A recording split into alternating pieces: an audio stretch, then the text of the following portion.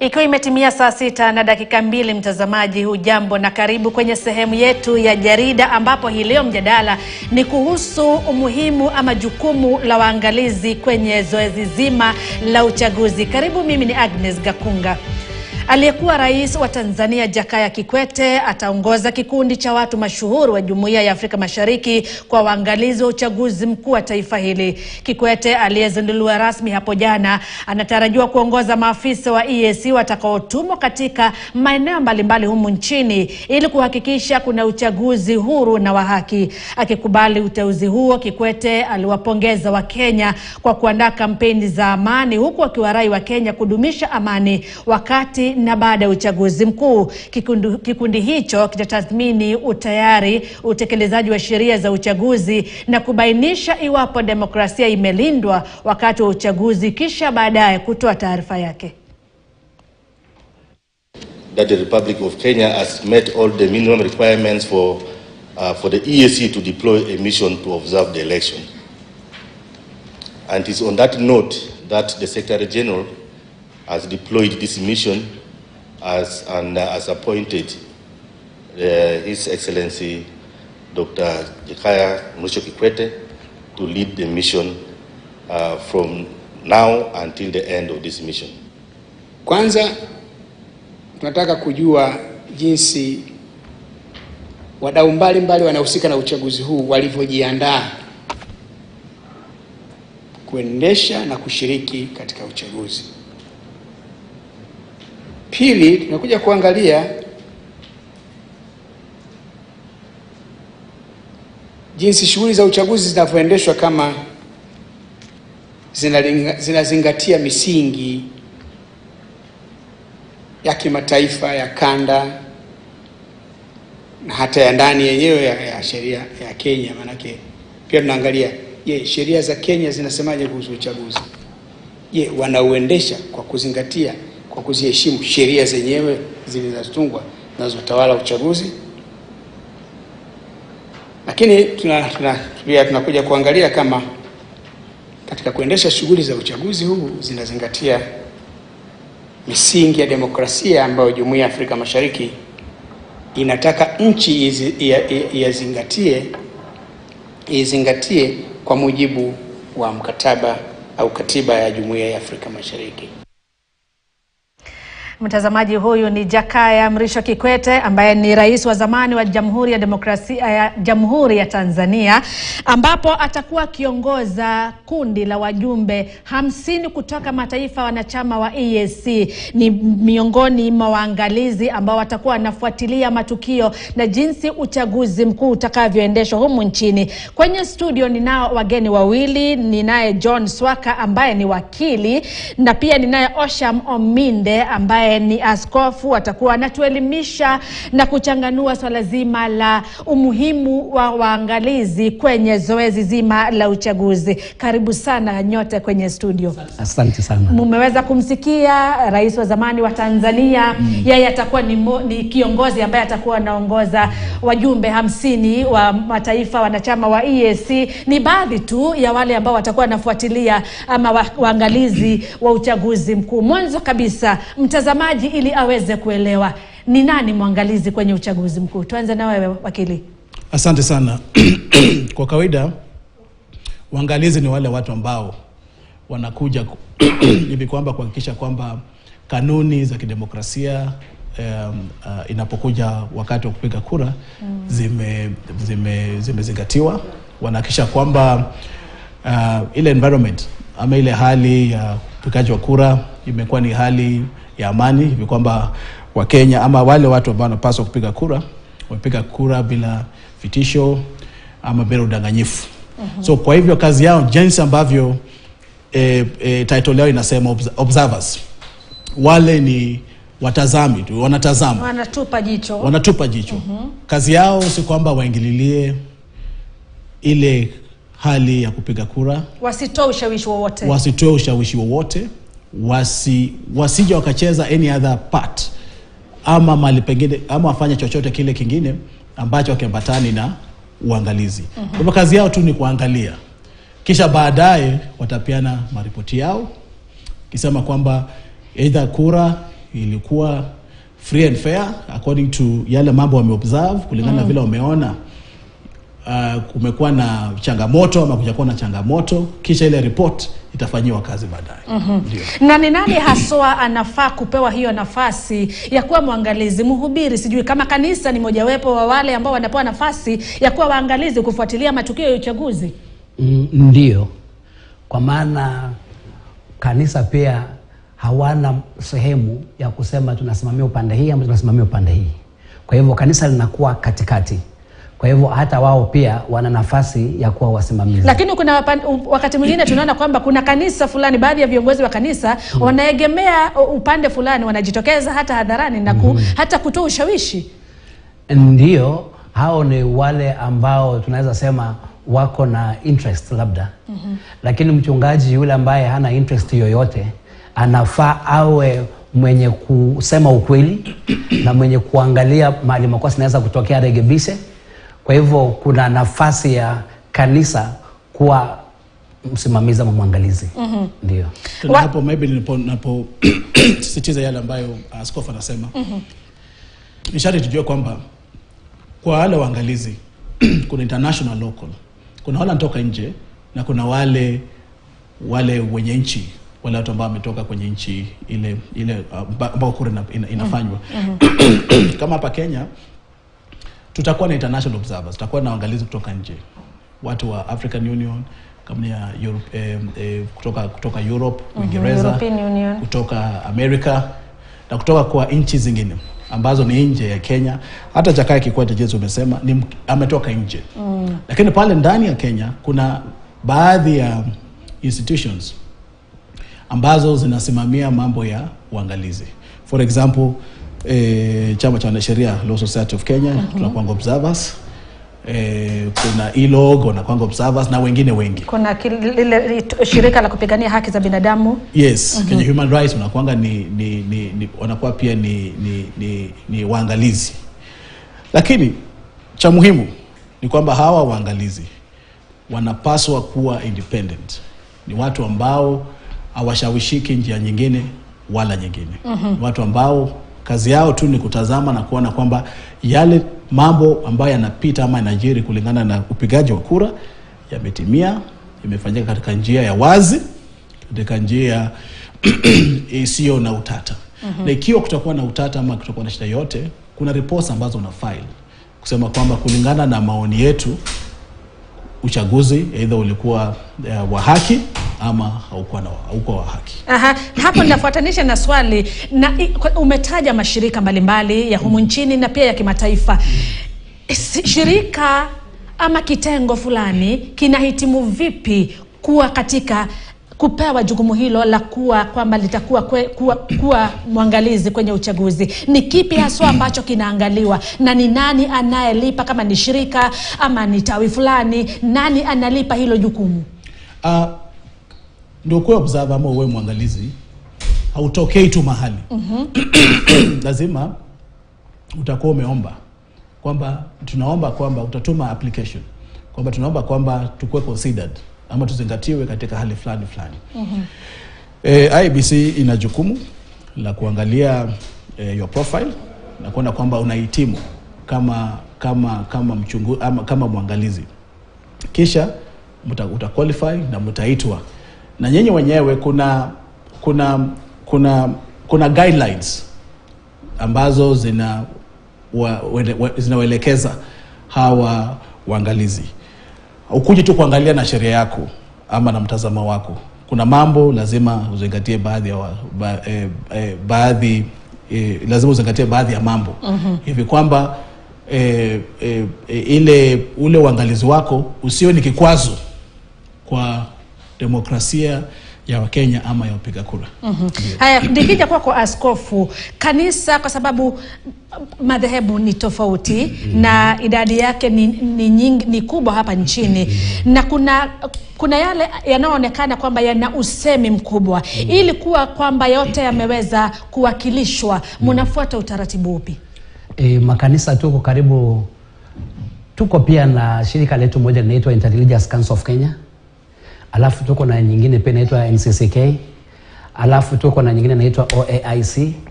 Kwa hivyo ziko nyingi. Lakini sasa utaona shirika kama la Intelligence Council of Kenya, ili sasa linashirikisha makanisa yote, madhehebu yote, kuna Waislamu, kuna Wahindu, kuna Wakristo, wote. Sasa katika hao wote tuko na mwenyekiti na tuko na wale wengine wote ambao wanahusika. Na hata tuko na kikundi moja tunaita DRG, Dialogue Reference Group, ambao mara nyingi tumekutania hapa University Hall. Na tunapokutana tunatoa maoni yetu kama sasa kanisa, na tunaongea sasa na sauti moja kama kanisa. Kuna wakati utakuta NCCK pia inaongea kama kanisa, na kuna wakati pia utaona Catholics pia nao wanaongea kama kanisa.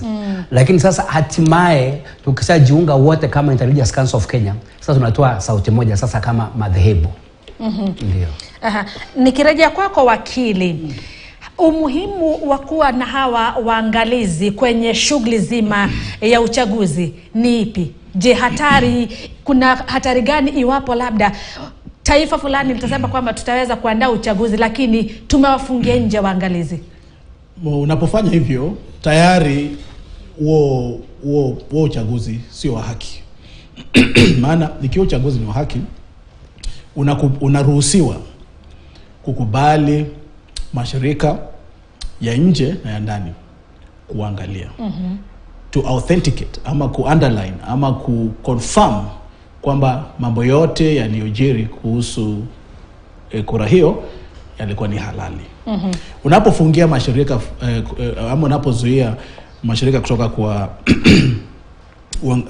katika hali ya kuangalia ama ku-observe ile kura, utakuwa unatuma ujumbe kwamba kuna mambo yasiyo ya wazi, kuna mambo ya kisiri, kuna mambo yasiyo sawa ambayo hatutaki yajulikane ama yasemeke. Kwa hivyo ni muhimu sana, kila kura, kila nchi inakaribisha waangaliaji, wale observers kutoka nje na kutoka ndani. Hata kura ya Marekani, Kenya inatuma observers ambao wanaenda pia wanajifunza. Kuna mambo ya kujifunza, kuna mambo ya kujua, na kuna mambo pia ya kudokeza. So ni mfumo ambao unakubalika kote duniani. Ndio. Na kuna wakati utafika kwamba shirika fulani limeweza kutumwa kuwa mwangalizi katika taifa fulani. Kwa mfano hapa Kenya, shirika fulani limetumwa kuja kuwa mwangalizi lakini tulikatae. Ni nani haswa anaweza kataa? Ni IEBC ama ni kitengo kipi cha serikali ambacho kinaweza kataa? Tuanze na wewe askofu. Unajua pia ulingana na historia. Huenda labda kuna nchi fulani ama kuna kitengo fulani kilikuja na kilipotoa habari wakatoa vitu ambavyo havikufaa. So labda watakapotaka kurudi aidha serikali ama IEBC wanaweza kuwakataa, waseme hapana.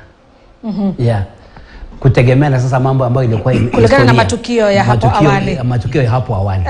Wakili, wewe sasa kama wakili, kulingana na sheria za uchaguzi, je, ni haki kwa shirika fulani ama taifa fulani kuweza kukataliwa katika taifa ambalo limeenda kukagua uchaguzi? Je, kulingana na sheria imekubalika?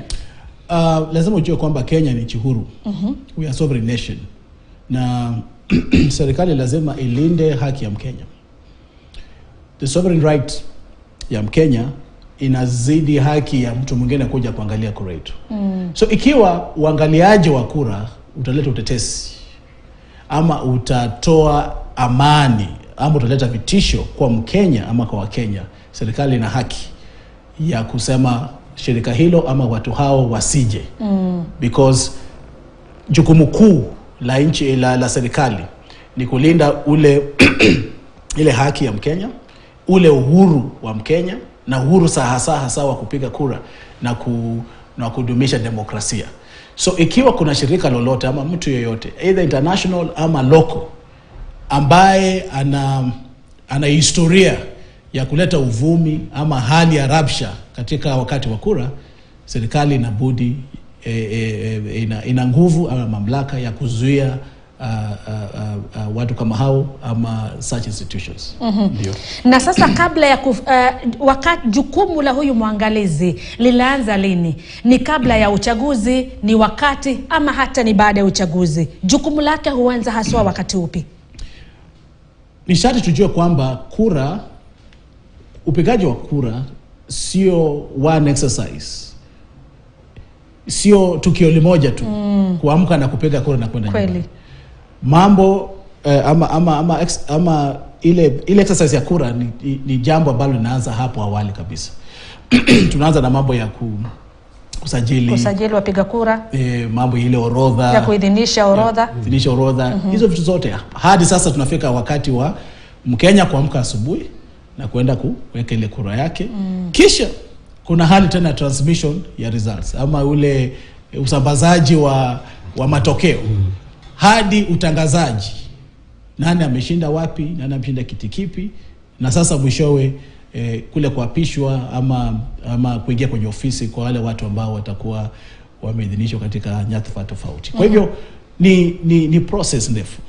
Na wale observers wana haki ya kutazama tangu kule mwanzo hadi mwisho, na kujua kwamba hii process yote, tukio hili lote lilikuwa la haki, lilikuwa la usawa, ama lilikuwa na dosari. For example, ikiwa tutafika siku ya kura na ibanike kwamba ile orodha ya wapiga kura ina hitilafu ama ina shida, wale waangaliaji wataweza kutoa dosari pale na kusema kwamba kulikuwa na shida ya ile orodha. Idhinisho ya orodha ya wapigaji kura ilikuwa na hitilafu, maana katika station fulani ama kituo fulani watu 100 hawakupata majina yao, either kwa ile elektroniki ile elektroniki register ya elektroniki ama hata ile ya mkono hawakupata. Kwa hivyo unapata kwamba kazi ya mwangaliaji tayari haijagusa tu mambo ya ama tukio la hiyo siku ya kupiga kura, bali limeenda nyuma kuhakikisha ama kusema kwamba shida hii ilianza wakati wa usajili. Kuna shida katika usajili ili kwamba kuna Wakenya majina yao hayakuidhinishwa ama hayajapatikana kwenye ile orodha. Kwa hivyo sasa upigaji wao wa kura siku ya kupiga kura umekuwa ngumu ama umeshindikana, kwa maana kulikuwa na hiyo hitilafu. So observers ama waangaliaji wana jukumu la kuensure kwamba ama la kuangalia the entire process imefanyika kwa usawa ama kwa hali iliyokubalika kidemokrasia na kisheria. Na ili uwe mwangalizi huwezi kuja tu na kuingia haswa, na hawa waangalizi ni kurudisha nyuma kidogo, wanafaa kutumwa katika kila eneo la kupigia kura. Ndio. Uangalizi kuna wale ambao wanakaa katika vituo na kuna wale ambao wanakubaliwa kutembea kila mahali. International observers wanakubaliwa kutembea kila mahali na kucompare na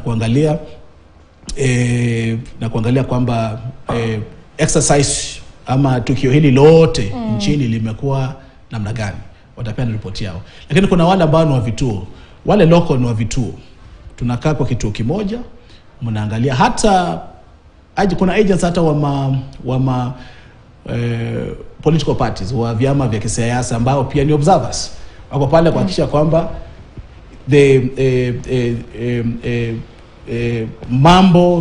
mambo ya kweli na haki yametendeka kwenye kile kituo. Kwamba kama kuna mtu alikuja ajue kusoma, ajue kuandika, ameelekezwa, amesaidiwa. Ikiwa kuna mtu ana upofu labda ama disability, hizi akaona ile ballot paper, lakini angependa kujieleza katika hiyo ballot paper, atasaidika. Awe ni mtu mzee, hawezi tembea, awe ni mgonjwa, vyovyote vile wako pale ku observe, kuangalia kwamba hayo yametendeka. Na kuna international observers wale ambao sasa wanatembea kote na kuhakikisha kwamba kituo fulani na kituo fulani na county fulani na county fulani, haya mambo yote nchi nzima, ripoti yetu ndio hii. Kwa hivyo ile ripoti yao na ile vituo whatever itachanganyika yote, iwe ni ripoti moja, alafu itakuwa ni ripoti moja. Asante sana wakili. Tunaendeleza mjadala wetu kuhusiana na jukumu ama dhima ya waangalizi kwenye uchaguzi. Kufikia hapo nachukua pumziko fupi. Baada ya muda usiokuwa mrefu nitarejea na awamu ya pili ya mahojiano yetu kwenye Jarida. Usiende mbali. Kunywa maji, tumechukua commercial break kunywa maji.